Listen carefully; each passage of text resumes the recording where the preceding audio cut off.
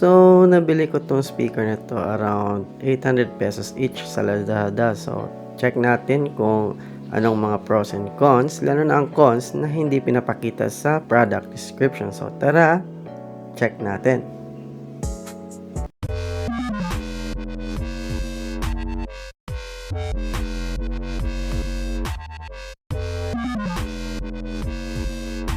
Hello guys, so introducing to you itong bagong speaker na i-review natin, which is itong Soundcore Select 4 Go.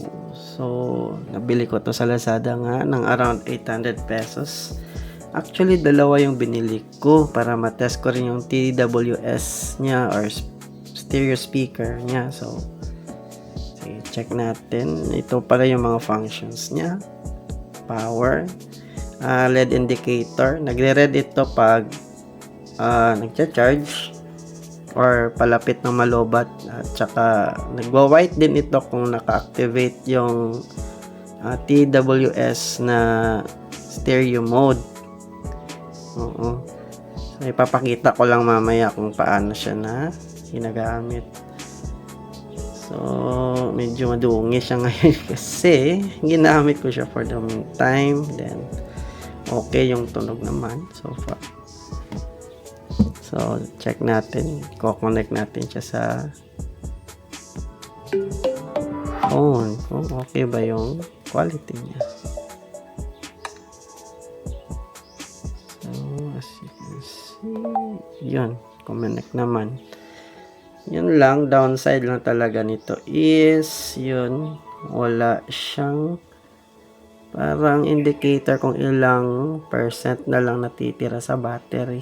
So yun lang naman, though despite sa percentage ng battery, hindi ka naman mako-conscious masyado kasi matagal talaga siyang malubat. So, yun nga, kumonek na tayo. Bukan natin yung quality ng sound.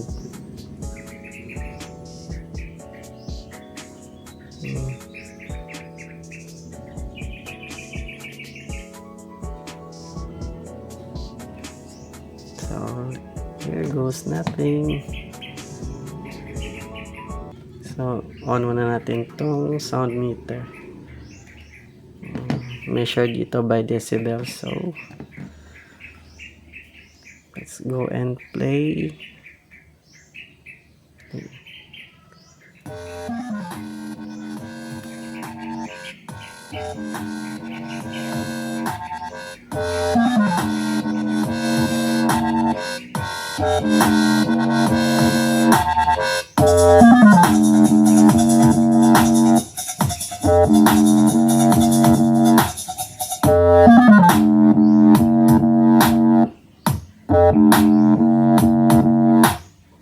Yun naman, goods naman yung kanyang quality.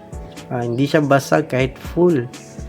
Actually, hindi pa yung maximum niya eh. So, adjust natin. Press natin itong volume up. Naka-max na ako doon sa phone, pero actually may sariling volume din itong speaker. So, play natin ulit. Magulat ako nito. Adjust natin. Play ulit.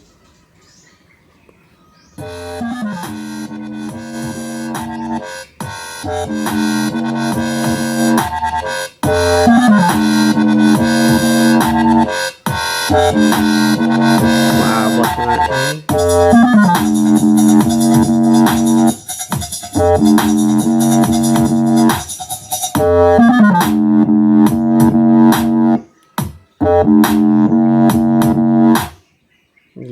So, lakas talaga ng speaker na to. Gulat talaga ako sa quality din. At sa ganong kamurang price compared sa JBL. Kahit nga yung JBL Go Essential na binili ko ngayon, dati rather, which is worth 1,200, pero ngayon ata sa Lazada is napakamahal na. Yeah. Around 2K na. Wow.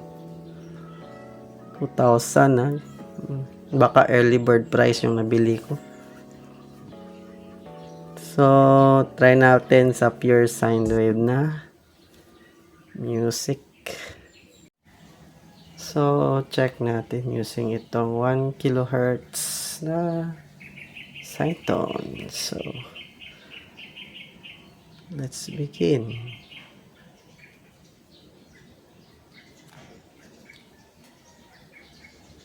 So, 1, 2, hindi ko pa pala na-on ang decibel meter. 3, 4, at least 1 inch na kalayo.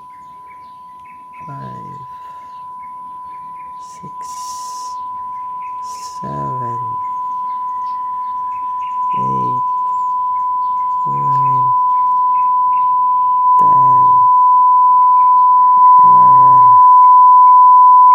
11, para makaabot ng 100 decibels. 13, 14, 15. Sobrang lakas talaga. Ang layo na. Parang grabing lakas talaga. So, gumamit ako ng ito. Lenovo na earbuds. So, yun. Sobrang lakas talaga. Believe talaga ako sa speaker na to. So, next naman isubukan naman natin yung TWS na function niya. So, madali lang naman siyang gamitin actually. Try natin kung nakaset na siya to pair ang dalawang speaker. So, blue din. So, try natin i-pair. Sabay natin i-long press itong dalawa until na mag-white itong Bluetooth sign. So, yan.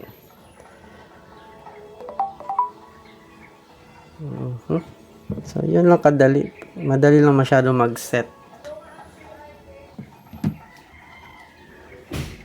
Try natin yung NCS na music. NCS na NDS. NCS. 8D music.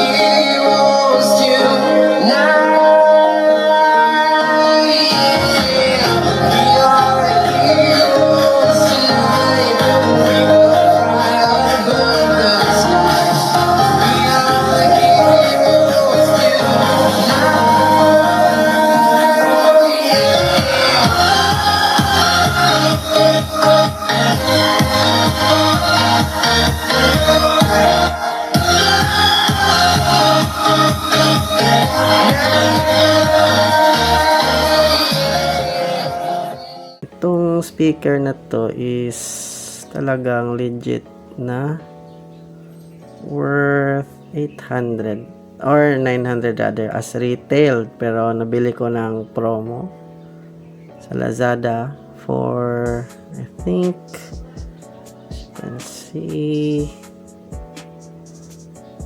yun 1,606 for 2 pieces na speaker. So 800 talaga. For the meantime, as of now, it's taking this video 935 yung promo na. So, may kamahalan pa rin. In a sense, though, minsan may mga sale or last flash, abangan nyo yun. Aabot yan ng mga 800, 700.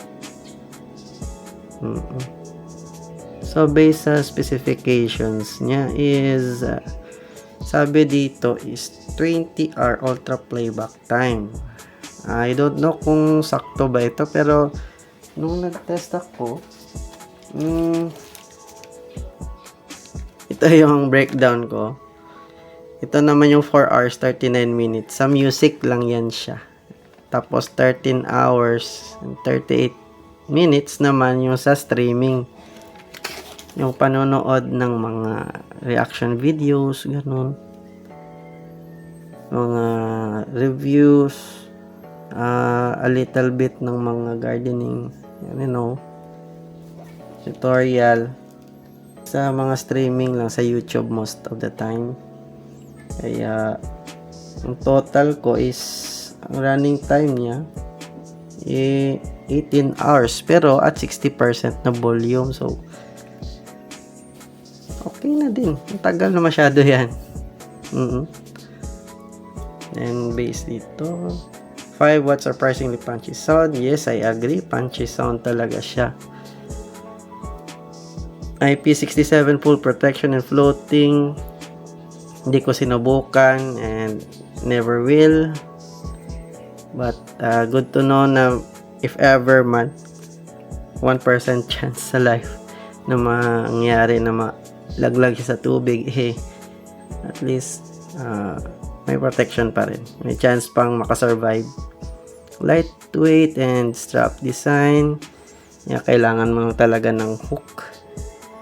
Hindi siya yung pwede mo tanggalin. Tsaka i-strap. Though mas secure naman siya.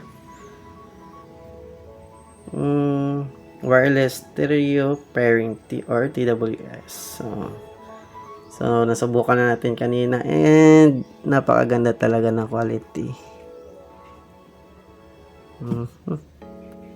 So, yun nga lang. Dito, may nakalagay sila dito na regarding sa Bluetooth. Actually, hindi nila nilagay sa description. Which is itong Bluetooth 5.4 chip. So, in a sense, mas mabilis siya sa 5.3, but as I've seen sa ibang reviewer nito, mataas pa rin ang latency niya for this kind of Bluetooth technology. Ang nakita ko lang talaga na maliit na latency na chinek sa online is yung Tronsmart na around 1K or below na price na speaker nila. Hindi ko sure kung ano ang version or model nun, pero nabilib talaga ako doon sa latency niya. Kung gusto nyo mag-play ng FPS na games with a speaker, I guess yun yung ideal, since on time talaga, or like milliseconds lang talaga, hindi masyado pansin yung delay. But in the end, I choose this speaker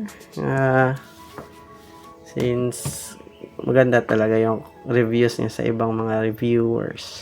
So sunod naman, check natin yung charging time niya, since naman, ano naman yung long na battery capacity kung matagal naman i-charge.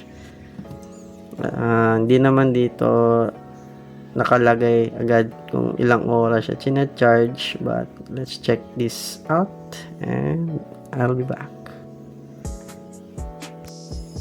So, hello once again. So, try natin check ang speakers. Itong Soundcore Select 4 Go.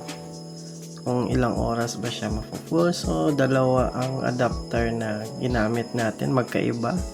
Itong isa is 20 watts na charger. Yung Huawei na ginagamit ko previously.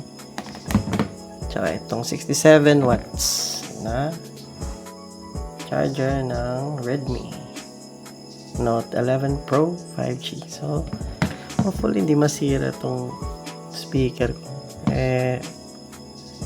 Fingers crossed. Hopefully nandito yung technology na kung saan kinokontrol niya yung ang charging speed, regardless kung anong adapter ang ginagamit. So, hopefully hindi ma-crispy fry yung wiring sa loob. So, check natin with the watt meter kung sakto ba or ilan ba ang wattage or yung charging speed niya, yung power bang ginagamit nito. So, simulan natin dito sa isa, which is yung 22 watts na charger. Kahirapan na mag-insert. So,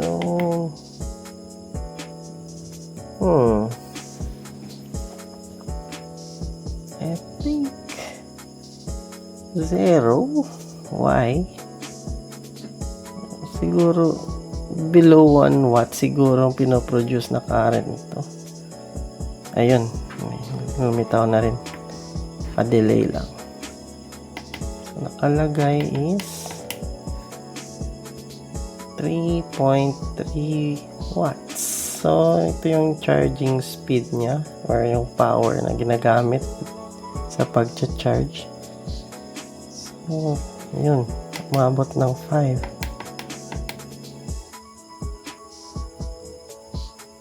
So, ito na ba talaga? Final na to. So, at the beginning, round 3, naging 5 watts. So, yun. Let's continue. Inubo lang ako. Sandali. So, mga 5 watts talaga. 5.1, 5.2. I think ang maximum na nakita ko niya na naabot ng power niya. So, try natin yung isa na naman. Which is yung may 67 watts na charger.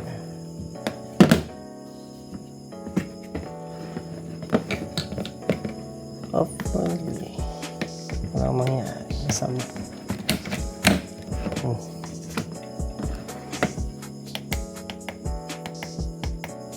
So, nasa-start pa lang. Medyo may delay.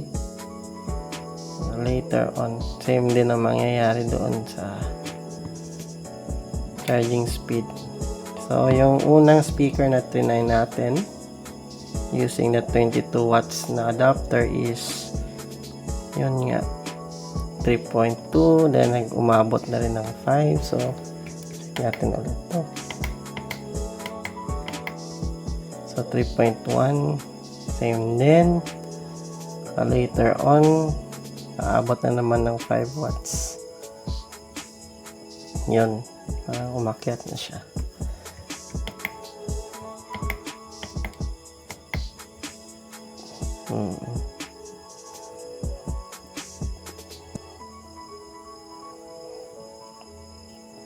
So, 5 watts talaga yung average charging speed niya.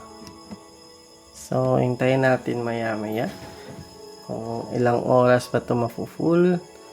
Isasabay na lang din natin itong isa using the 20 watts charger ng Huawei Nova 3 ko. So, tagal na din to. Siguro, lagpas 5 years na din to. Tingnan natin kung magsasabay ba silang ma-fully charge. Lobat ito. So, yun guys. Check natin later. Siguro estimated 4 hours yung charging nito. Hindi ko masyado napansin yung box kung anong mga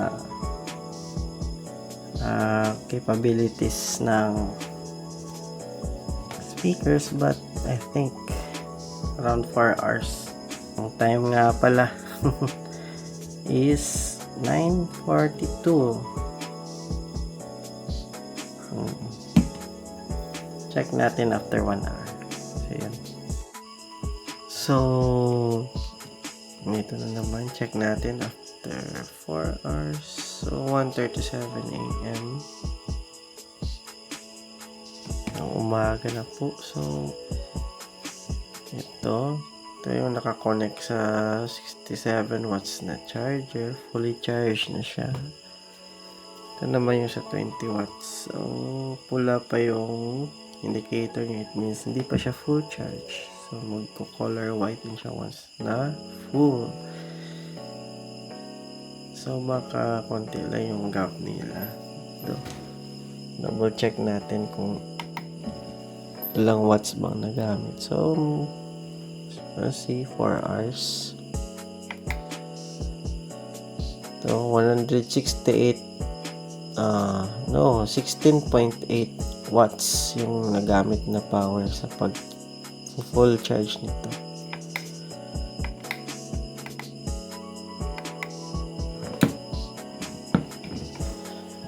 Oops, sorry.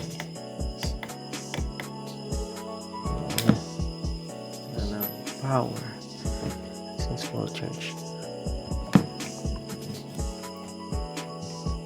So, yun nga. Base sa ano natin is around 4 hours talaga siya na full charge. So, yun. Baka ayun. Nag-fully charge na din siya. Yung ating nakakonect sa 20 watts na charger. So regardless sa dalawang adapter na ginamit, almost the same time naman sila ng full charge. So, final verdict, based lang sa aking experience. So, ilang araw na din nung nakalipas nung na-check ko yung speaker na to, and really impressive talaga yung quality niya. For this price, yes. Di masyado yung bass niya. Do sinabi doon na super bass, pero meron, yes, but not as I think around 80% as good sa bass niya compared doon sa JBL. Pero based sa ganong margin lang, sa presyo na umaabot ng 2,000 ngayon, I'm really shocked talaga. Check natin yung binili ko. Yung JBL Go Essential is mura ko pang nabili dati. Yan, kita nyo, 1,190.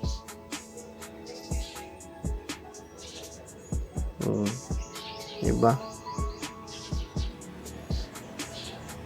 1,190. Pero pag i-check mo ngayon, bam, 2,369 na. Ay, naku, ang mahal na ngayon. Like double the price na compared nung sa dati. Grabe. And so, mas pipiliin ko pang bumili ng dalawang sound core na Select for Go compared sa isang JBL Go Essential lang. So, yun lang masasuggest ko. At thank you sa mga nanood until this duration of time, and abang-abang na lang sa mga susunod na reviews. So, salamat guys, and peace out.